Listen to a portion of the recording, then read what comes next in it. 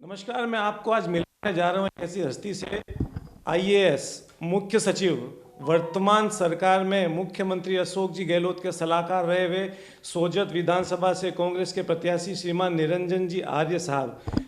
आपको मिलाऊंगा उनसे और पूछेंगे और जानेंगे उनसे सोजत विधानसभा क्षेत्र में उनको जनता कितना आशीर्वाद दे रही है और राज्य में जो चुनाव है उसमें क्या हलचल हो रही है और आगे क्या परिणाम देखने को मिल रहा है। नमस्कार आर्य साहब। नमस्कार जी। सर, मैं ये पूछ रहा हूँ आपसे, दो सवाल लूंगा राज्य के ऊपर, फिर आएंगे हम सोजत के ऊपर। वर्तमान जो सरकार है, वापस कांग्रेस जीत की ओर आप कितना आशान्वित हैं? मैं बहुत ही आशान्वित हूँ, क्योंकि जिस तरह का रिस्पांस और जिस तरह का प्रतिक्रियाएं राज्य भर में मिलती है, देखते हैं, सुनते हैं, पढ़ते हैं, उससे ये 100% तय है कि माननीय मुख्यमंत्री जी की जो कल्याणकारी योजनाएं हैं, गुड गवर्नेंस का उनका जो प्रिंसिपल है, इन दोनों सिद्धांतों पे चल के उन्होंने जो ये शासन 4-5 साल चलाया है, राजस्थान के प्रत्येक कोने में उनके काम की छवि है। जनता इस बात को स्वीकार कर चुकी है। लिहाजा मुझे तो कोई इसमें डाउट नहीं लग रहा कि वर्तमान सरकार ही वापस रिपीट होगी।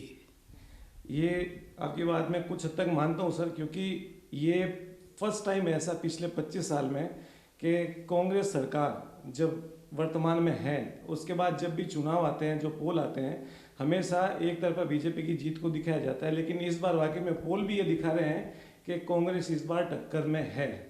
तो वाकई में आप इतने कॉन्फिडेंस में हैं कि जैसे राजस्थान में एक संयोग होता है, एक बार बीजेपी एक बार कांग्रेस, एक बार लास्ट बार आप इसको बोले? नहीं, जैसा कि आपने कहा कि ये पहली बार है कि इवन प्रेस, मीडिया और पोल सर्वे भी यही दिखा रहे हैं कि इस बार कुछ माजरा अलग है। तो ये जो सारा माहौल बना, वातावरण बना है, ये सही अर्थों में सरकार के कार्यों का प्रतिबिंब है, प्रतिफल है। जो चित्रण जनता के दृष्टिपटल पे या दिमाग में जो छा गया है, निश्चित रूप से मैं कहता हूँ कि ये सरकार रिपीट होगी। और राजस्थान की पूरी जनता इस बात को लेकर एक तरह से मन में उनके मुहिम चल रही है, और वो 3 दिसंबर को जब परिणाम घोषित होंगे तो इस सबके सामने उजागर हो जाएगा। ठीक है सर, अब मैं आता हूँ सोजत पर। सर, सोजत में आप अपनी जीत को लेकर कितने आशान्वित हैं? जैसा कि मैं हमेशा से कहता रहा हूँ कि जिस तरह के काम सोजत में भी हुए, जिस तरह का रिस्पॉन्स सोजत की जनता मुझे दे रही है, किसी वर्ग, किसी क्षेत्र, किसी गांव, किसी गली के कोने पे, मुहाने पे हम जाते हैं, बात करते हैं, तो राजस्थान सरकार के कामों की धमक है, मेरे छोटे मोटे प्रयत्नों की भी चमक है। तो मैं सोचता हूँ कि मैं 100% आश्वस्त हूँ। एक लंबा प्रशासनिक अनुभव है सर, इसको या इसका सोजत विधानसभा क्षेत्र को किस तरह से आप आगे फायदा देने जा रहे हैं? दरअसल में ये जो सिस्टम है, जिस सिस्टम के 3-4 ऑर्गन्स हैं, हम लोग कहते हैं कि जुडिशरी है, हम लोग कहते हैं कि एग्जीक्यूटिव है, हम लोग कहते हैं कि ब्यूरोक्रेसी है, और ये सामूहिक रूप से मिलके विकास की यात्रा को आगे ले जाते हैं। सर्वाधिक कल्याण हर व्यक्ति का हो, ये प्रयास रहता है संविधान की पृष्ठभूमि के तहत। न्यायपालिका चूँकि एक अलग एक धारा है जिसको हम सर्वोच्च मानते हैं और जो अंतिम रूप से फैसला करती है, इसलिए विकास की प्रक्रिया में प्रत्यक्ष उनका सहयोग नहीं होता। लेकिन विधायिका और कार्यपालिका, ये 2 ऐसे महत्वपूर्ण अंग हैं जो कि इस पूरे जिसे कहना चाहिए कि मुहिम को आगे बढ़ाते हैं। मैं पिछले 34 सालों से तो कार्यपालिका का प्रत्यक्ष हिस्सेदार हूँ, और मैंने हर जगह, हर क्षेत्र में कार्य किया है, हर डिपार्टमेंट को नज़दीक से देखा हूँ। फिर वित्त सचिव रहते हुए जो फाइनेंस सेक्रेटरी होता है, वो हर डिपार्टमेंट के बजट को, हर डिपार्टमेंट की एक्टिविटीज़ को रिव्यू करते हैं, सैंक्शन करते हैं, उसमें सुझाव देते हैं, आगे पीछे भी करते हैं। तो वो जो 2 साल का मेरा राजस्थान के वित्त सचिव का अनुभव है, और अंततः फिर मुख्य सचिव, तो ये सारा जो एक मेरा प्रशासनिक अनुभव है, ये एक ऐसी डिपॉजिटरी जिसे कहते हैं आपके साथ हमेशा ट्रैवल करती है। तो ये डिपॉजिटरी मेरे साथ हमेशा ट्रैवल करती है, और कुछ भाग्य, भगवान की कृपा है कि उस डिपॉजिटरी में से जो रिक्वायर्ड एलिमेंट होते हैं वो राइट टाइम पे मेरे इमर्ज हो जाते हैं। तो मैं उस चीज़ को उसमें कार्य में तब्दील करके हम लोग आगे बढ़ते हैं। तो बहुत बहुत अच्छा लगता है कि आपके 30-35 साल के अनुभव को आप पहले मैक्रो लेवल पे किया था, अब आप माइक्रो लेवल पे कर रहे हैं।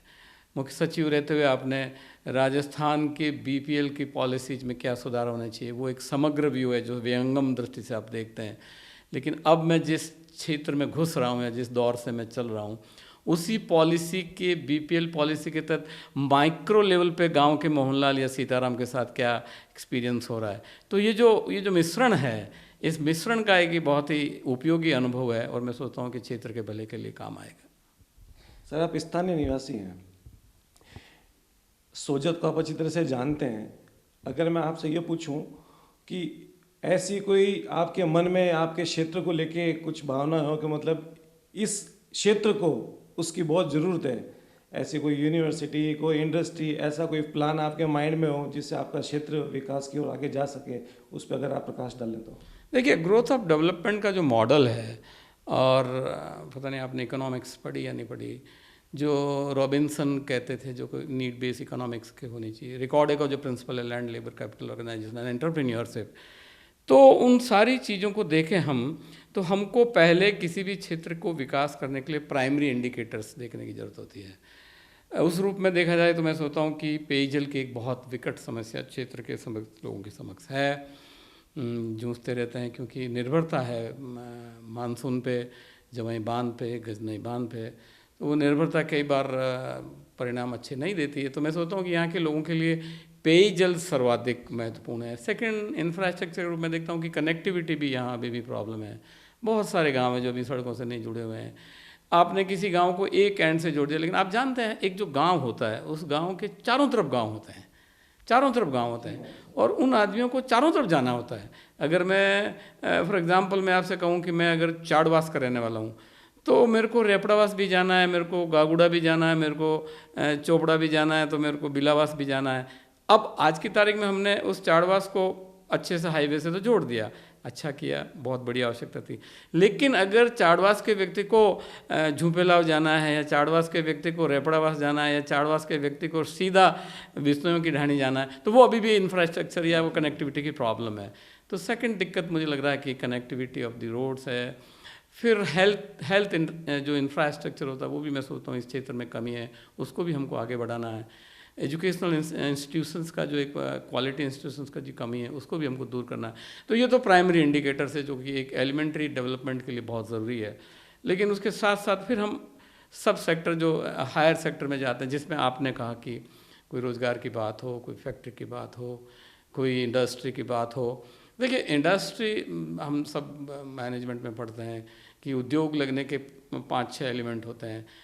लैंड होनी चाहिए, लेबर होना चाहिए, रिसोर्सेज होनी चाहिए, कैपिटल होना चाहिए, और अनुकूल परिस्थितियां सरकार की होनी चाहिए, तभी जाके उद्योग लगता है।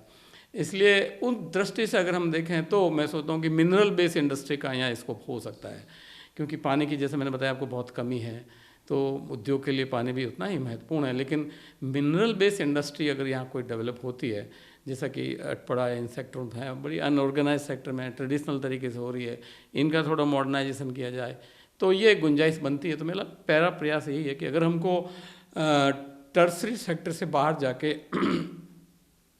हायर सेक्टर में रोजगार और ग्रोथ की बात करनी है, तो हमको मिनरल बेस्ड इंडस्ट्री के बारे में हम सोचना चाहिए। सर, मैं पिछले 10 से 12 दिन पहले सोजत आया था, मेरी पूरी टीम आई थी। सोजत सिटी, सोजत रोड, हमने हर 5 दुकान छोड़ के 10 आदमी को इकट्ठा करके सवाल पूछा। मैंने कहा आपके चुनाव है, क्या माहौल है आपका, क्या लग रहा है। नो डाउट था इसमें कि सबका ये कहना था कि भाई आर्य साहब ने हमारे काम बहुत कराया और इस बार हम उनको लाएंगे। लेकिन क्या वो वोट में तब्दील हो पाएंगे सर, उसमें आपको क्या लग रहा है? ये दुविधा है प्रजातांत्रिक व्यवस्था की कि नेतृत्व या जो राजनीतिक दल है अपने सिद्धांत और अपने कार्यों को मतदाताओं तक पहुंचा के उनका कन्वर्जन उस गणित में नहीं कर पाते। जो लोग अच्छे से कर पाते हैं वो जीत जाते हैं, जो लोग अच्छे से नहीं कर पाते हैं वो इन हालातों का सामना करते हैं। तो जैसा कि आपने कहा कि आपने हर 5वें या 6ठे दुकानदार से पूछा और उन्होंने ये जवाब दिया कि मेरे ऑनलाइन वीडियो है सर। जी हाँ, आप सही कह रहे हैं। और उन्होंने ये जवाब दिया कि आर्य साहब ने काम तो बहुत किया है। तो मैं सोचता हूँ कि ये प्रथम जो एक स्टेप वो तो हम पार कर चुके हैं। और आजकल का मतदाता बहुत इंटेलिजेंट हुए हैं, उनको सब पता है कि काम क्या चीज़ होती है। अल्टीमेटली हर आदमी को अपने काम से, अपने विकास से, अपने ग्रोथ से संबंध है। दल, नीति, रीति सब जरूरी बातें हैं, लेकिन उनसे पहले ये चीज़ें बहुत ज़रूरी है। तो मैं सोच रहा हूँ कि इस बार न केवल मेरी बातों को लोग मानते हैं, बल्कि मतदान करने में भी एक उत्प्रेरणा जो होती है, एक आवश्यक जो मोटिवेशन है, वो लेवल मेरे को देखने को मिल रहा है। अंत में जाते जाते सर, सोजत विधानसभा क्षेत्र की जनता के लिए आप कुछ कहना चाहेंगे? नहीं, सोजत की जनता का मैं बहुत आभारी हूँ। मैं इसलिए भी आभारी हूँ कि जैसा कि आप जानते भी होंगे, इस बार के जो टिकट प्रक्रिया का जो चयन था, कांग्रेस ने बहुत कुछ सर्वे आधारित टिकटों के आवंटन की बात की है। और अगर मेरा प्रथम सूची में, जबकि मैं कोई राजनीतिक परिवेश से नहीं हूँ, न मैं कोई बहुत बड़े जातिगत संगठन से आता हूँ, न मैं कोई बहुत बड़े परिवार का कोई सदस्य हूँ, तो मैं एक छोटे परिवार का सदस्य हूँ, छोटे समुदाय का सदस्य हूँ, गैर राजनीतिक व्यक्ति हूँ। बावजूद उसके सभी सर्वों में मेरे बारे में बात हुई है, और पहली मीटिंग में मेरा पहले दिन ही मेरा जिसे कहना चाहिए नाम क्लियर हुआ है। तो इससे ज़्यादा आभार मैं सोजत की जनता का क्या कह सकता हूँ। और मैं इसीलिए कहता हूँ कि ये मेरा टिकट जनता को समर्पित है, क्योंकि ये जनता का टिकट, जनता के लिए टिकट, जनता द्वारा टिकट है। एक सवाल और सर, छोटा सा। प्रशासनिक अनुभव सर, एकदम से राजनीति में आना, अनुभव में आपको क्या फ़र्क लगता है? नहीं, एकदम शब्द आपने गलत काम में लिया, क्योंकि मेरे पे नौकरी में रहते हुए भी कई बार इस तरह की बातें होती थी कि साहब ये आदमी प्रो पीपल है, ये आदमी थोड़ा सा मतलब नितांत ब्यूरोक्रेसी से दूर जाके इनकी अप्रोच, इनका जो सिस्टम है बहुत कुछ लोकशाही के साथ रहने वाला सिस्टम है। तो इसका टेस्ट तो मेरे नेचर में था, मेरे नौकरी के स्वभाव में भी था। और उसके बाद मेरे को कुछ पद ऐसे मिले, जैसे मैं 8-9 साल जिला कलेक्टर रहा, तो वहाँ पे भी एक तरह से लोगों से संबंध रहता, मेरा लोगों से वास्ता रहता है। संभागीय भी मैं जयपुर में भी था, तो सारा उसी तरह का संदर्भ रहा। और फिर चीफ सेक्रेटरी बना, तो मैंने उसका एक नया रूप, चीफ सेक्रेटरी के कार्यालय का, चीफ सेक्रेटरी के पद का, मैंने इसको लोक आधारित पद बनाया, प्रो पीपल अप्रोच रखी। तो एकदम सब तो मैं इसको नहीं कहूँगा कि मैं एकदम ही कोई नए क्षेत्र में आ गया, लेकिन ठीक बात है। और अब मैं 1.5-2 साल से तो समर्पित रूप से इसी क्षेत्र में हूँ, तो मैं बहुत संतुष्ट हूँ। आखिरी सवाल फिर विदा लूँगा सर। विधानसभा चुनाव के बाद में लोकसभा चुनाव है। लोकसभा चुनाव में आपको क्या लग रहा है सर, इस बार देश परिवर्तन करेगा या क्या लग रहा है आपको? अभी तो हमारे सामने जो सबसे बड़ी चुनौती तो विधानसभा चुनाव की है, और मैं भी मेरे जीवन का पहला चुनाव लड़ रहा हूँ, लिहाजा मुझे इन्हीं चीज़ों पे ज़्यादा ध्यान देना है।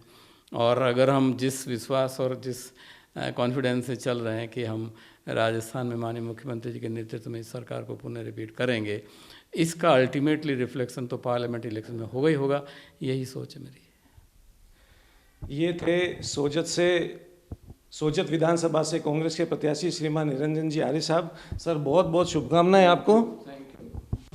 फ्रेंड्स, आपको एक बार रिक्वेस्ट करता हूं, अगर आपको मेरा वीडियो अच्छा लगता है लाइक करें, सब्सक्राइब करें और बेल आइकन जरूर दबाएं, और शेयर जितना ज़्यादा हो सके उतना करें। जय भारत, जय हिंद।